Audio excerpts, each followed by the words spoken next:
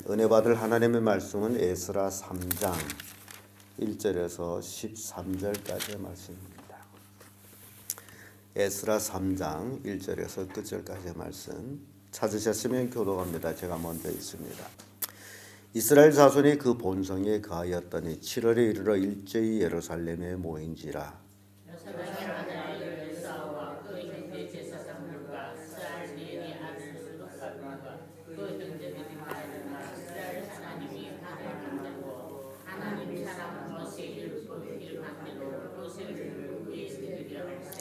무리가 열국 백성을 두려워하여 단을 그 터에 세우고 그 위에 조석으로 여호와께 번제를 드리며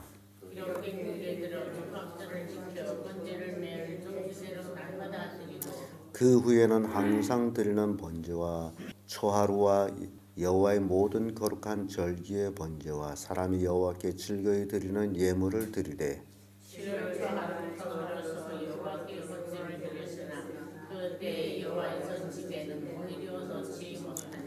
이에 석수와 목수에게 돈을 주고 또 시돈의 사람과 두로 사람에게 먹을 것과 마실 것과 기름을 주고 바사 왕 고레스의 조서대로 백향목을 레바논에서 요빠 해변까지 수운하게 하였더라.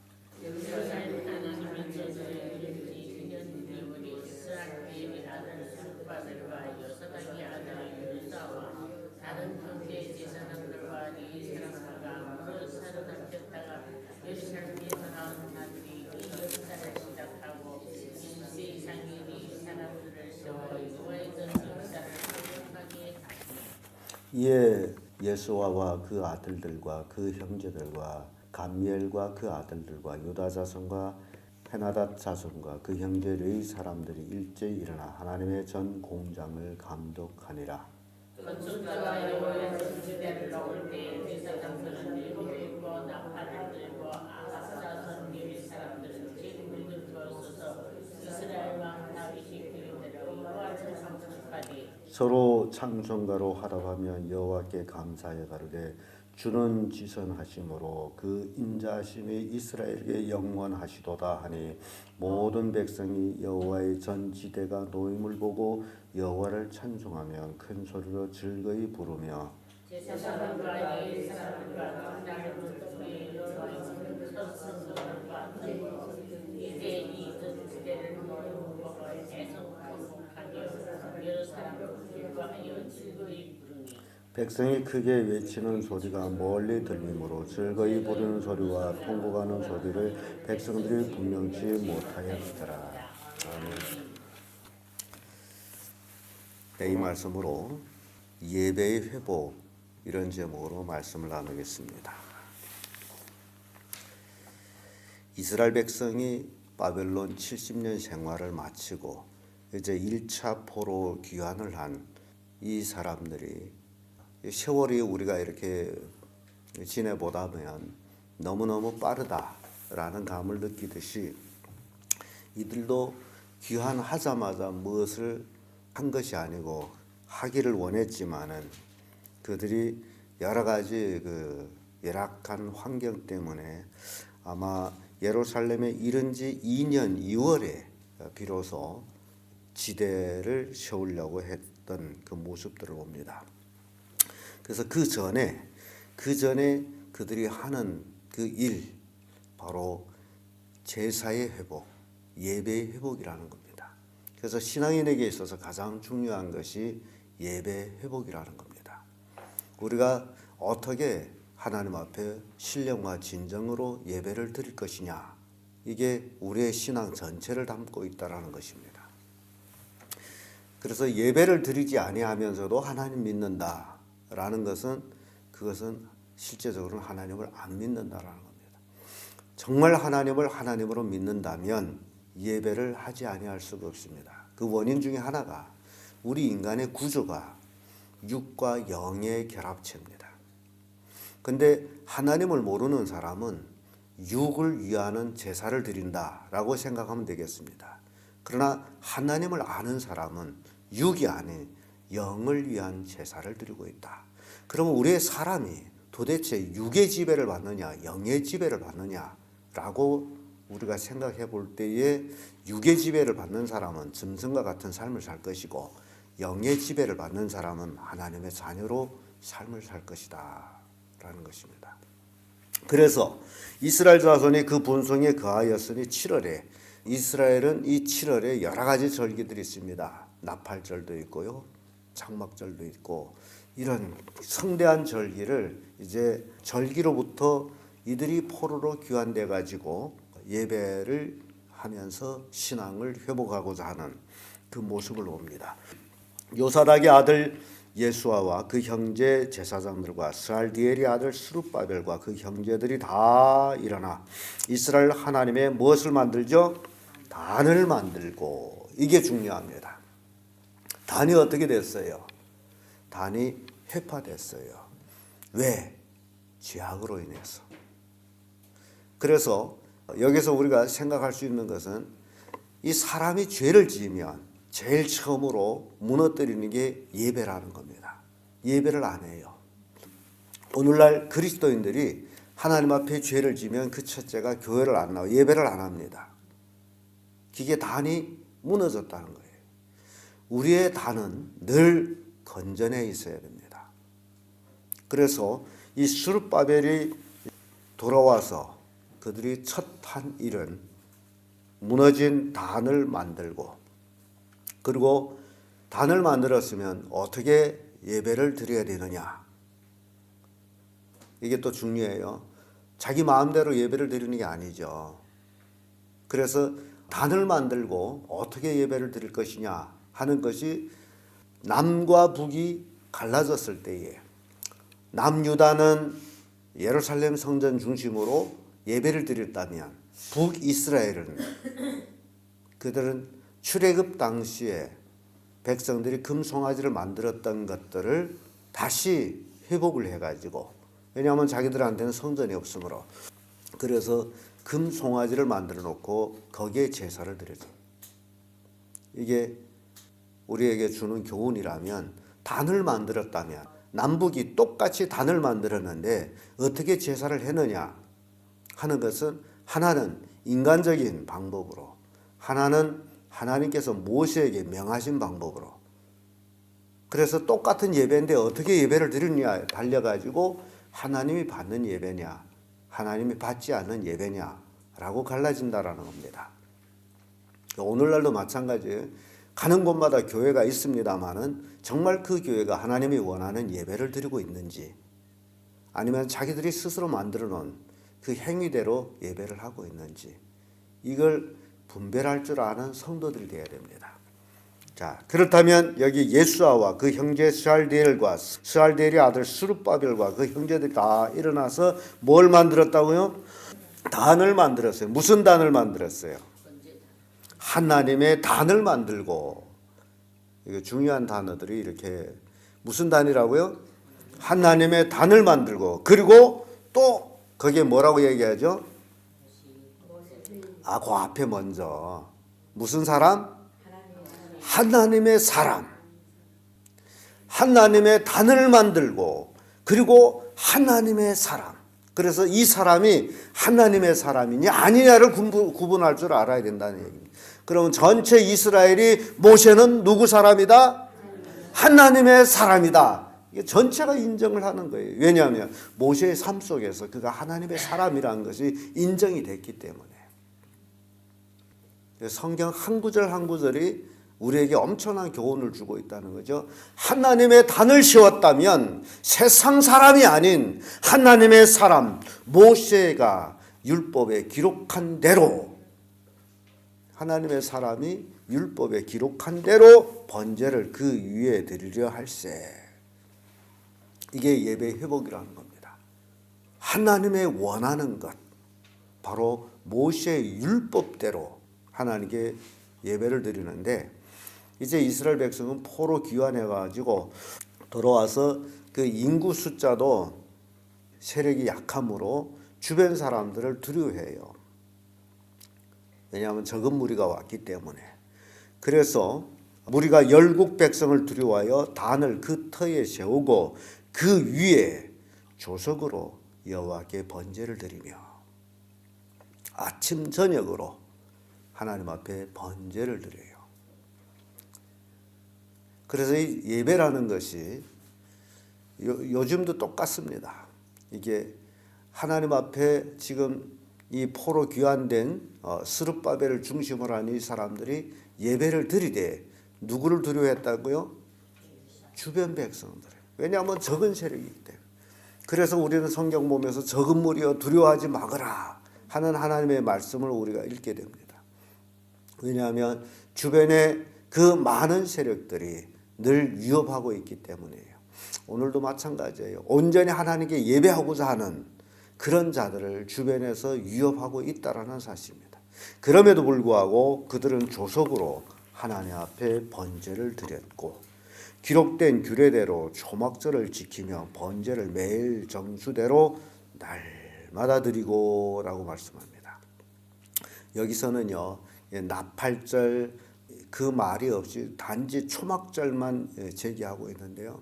왜냐하면 금방 포로에서 귀환됐기 때문에 그 많은 절기들을 다 표현할 수가 없어요. 왜냐하면 그들이 자신의 그 상태가 그렇지 못하기 때문에 초막절을 이 초막절만 이렇게 여기에 기록되어 있다라는 것은요.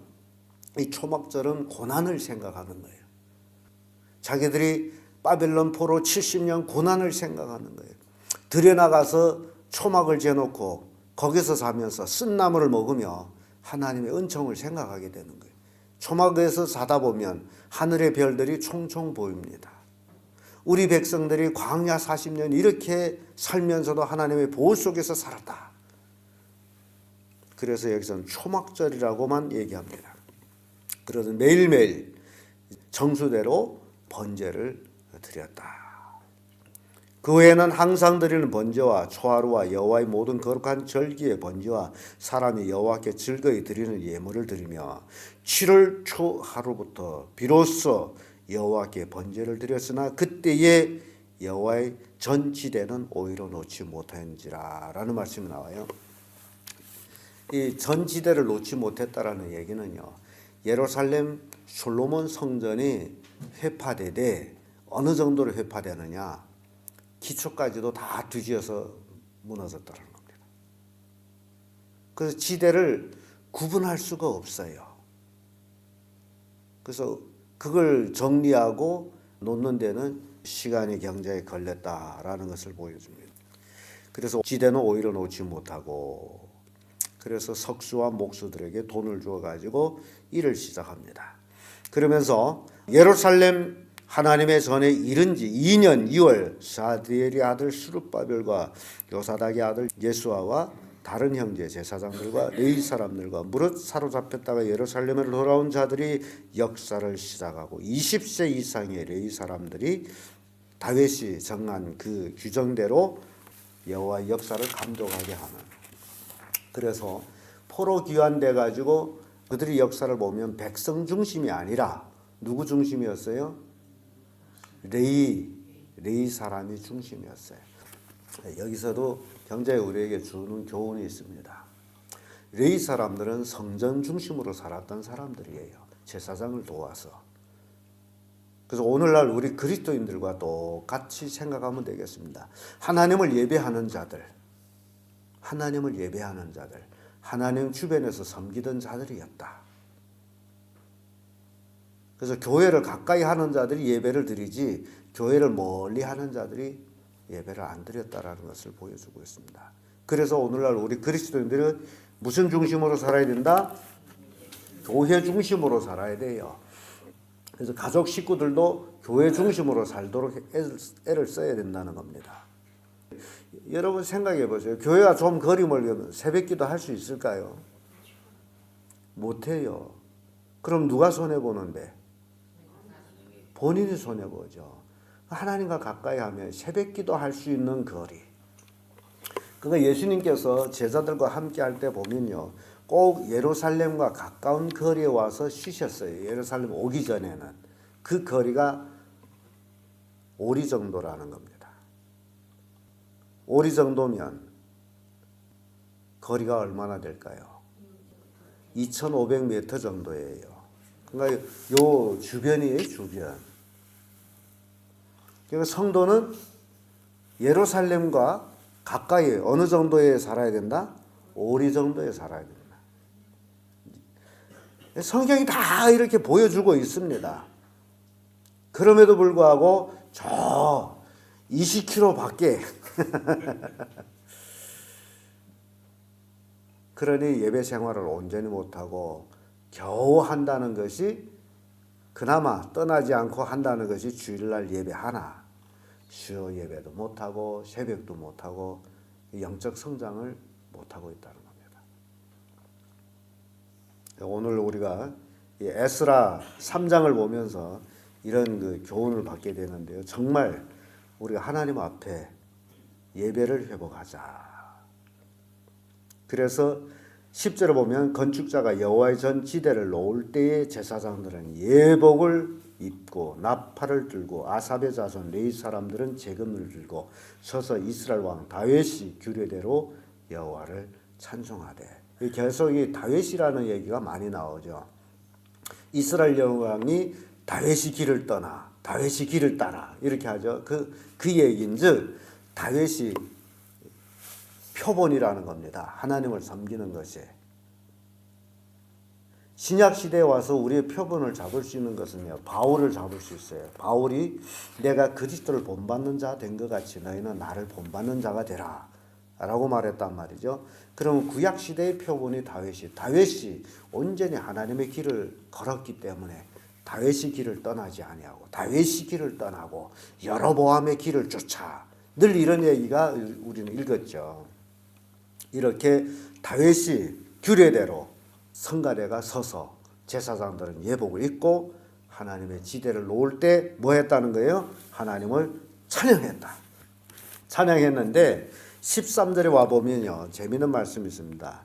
백성이 크게 외치는 소리가 멀리 들림으로 즐거이 부르는 소리와 통곡하는 소리를 백성들이 분변치 못하네. 지금 지대를 놓는 것으로 굉장히 기쁜 일이죠. 왜냐하면 바벨론 70년 포로 생활하다가 돌아와서 지금 하나님 앞에 제사를 회복하고 그리고 하나님의 전을 건축하기 위해서 기초를 놓는단 말이죠. 이거는 대단한 기쁜 일입니다. 70년이라는 세월. 인생에 70년이 몇 번 있습니까? 기가 막히지 않아요. 그 70년의 세월이란 그 세월 정말 노예살이하다 돌아와가지고 하나님의 앞에서 제사를 회복하고 지대를 놓는다는 것은 굉장히 크고 기쁜 일인데, 그러나 이것이 첫 지대라면, 첫 성전이라면 대단히 기쁘겠죠. 근데 이게 첫 성전입니까? 두 번째예요. 근데 첫 번째 거는 어땠습니까? 휘황찬란했어요. 휘황찬란한 솔로몬이 성전을 보았던 그 노인 이스라엘 백성들, 노인들 70년 포로 생활하고 돌아와서 살아있는 그 노인들이 지대를 놓을 때에 통곡할 수밖에 없는 거예요. 왜냐하면 그렇게 휘황찬란한 성전을 가지고 있다가 이게 웬일이냐? 왜 그래요? 죄라는 거예요, 죄.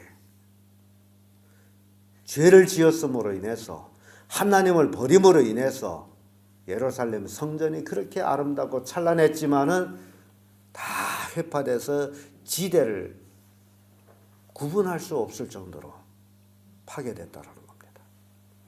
심각하죠. 그러니 기쁨과 환성과 통곡이 아울러 나왔다라는 겁니다. 젊은들은, 솔로몬의 성전을 보지 못한 젊은들은 기뻐했다면 솔로몬 성전을 봤던 노인들은 통곡했다. 이게 역사가 대조되는 그 역사의 교훈을 우리에게 주고 있습니다. 이런 것들을 보면서 오늘날 살아가고 있는 우리 성도들은 어떻게 살아야 될까? 어떻게 살아야 되죠? 그래서 예배 중심. 절대로 하나님을 떠나서는 안 된다. 어떤 인간적인 욕구 때문에, 인간적인 모든 것 때문에, 정욕 때문에 하나님을 떠나버린다면 그 결말은 정말 비참하다.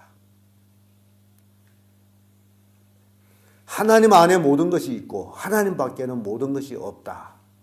있는 것 같은데 그것은 멸망이다. 그러므로 우리 성도들은 온전히 어느 속에 있어야 됩니까? 하나님 속에 있어야 됩니다. 그래서 예수님께서는 너희가 내 안에 내가 너희 안에 그 말씀하시죠. 우리가 누구 안에 있어야죠? 예수님 안에. 예수님이 내 안에. 내가 예수님 안에. 이 안에 하는 얘기는 하나라는 얘기예요. 하나죠. 안에 있기 때문에. 우리가 예수님 안에 쏙 들어가 있기 때문에 우리는 하나예요. 예수님 내 안에 있기 때문에 나와 예수님은 하나예요. 그래서 계시록 3장 20절에 예수님 그 말씀을 이렇게 표현하죠. 볼지어다 내가 문 밖에서 문을 두드리는 누구든지 내 음성을 듣고 문을 열면 내가 그와 더불어 먹고 그는 나와 더불어 먹으리라. 우리가 예수님 모시게 되면 함께 먹고 산다는 얘기예요. 이게 예배입니다. 우리가 함께 하는 것. 우리가 예배할 때 하나님이 우리와 함께 합니다. 그래서 그 함께하는 표현을 신약시대에 와서는 성찬 예식으로 표현하죠. 예수님의 살과 예수님의 피를 먹는. 그래서 하나가 되는 것. 그래서 우리는 이제 하나, 우리 개개인이 하나가 아니고 우리는 예수와 하나다. 그래서 예수 하나 된 사람들이 모여서 이걸 교회라 한다. 믿는 사람들. 예수님과 하나 된 사람들이 하나하나 모여가지고 이게 교회를 이루어서 하나의 몸을 이루고 있다. 무슨 몸? 예수 그리스도의 몸. 이게 교회입니다. 그 머리는 예수 그리스도다. 예수 그리스도의 머리는 하나님이시다. 이렇게 하나의 형체를 이루어 나가는 것이 교회입니다. 이런 모습이 어디에서 이루어진다고요? 예배가 회복이 될 때. 그래서 예배 안 하는 사람, 그 사람은 그 속에 뭐가 없다고요? 하나님이 없습니다. 오늘날 마찬가지예요. 교회 안 나와서 예배 안 한 사람 그 속에는 하나님이 없어요.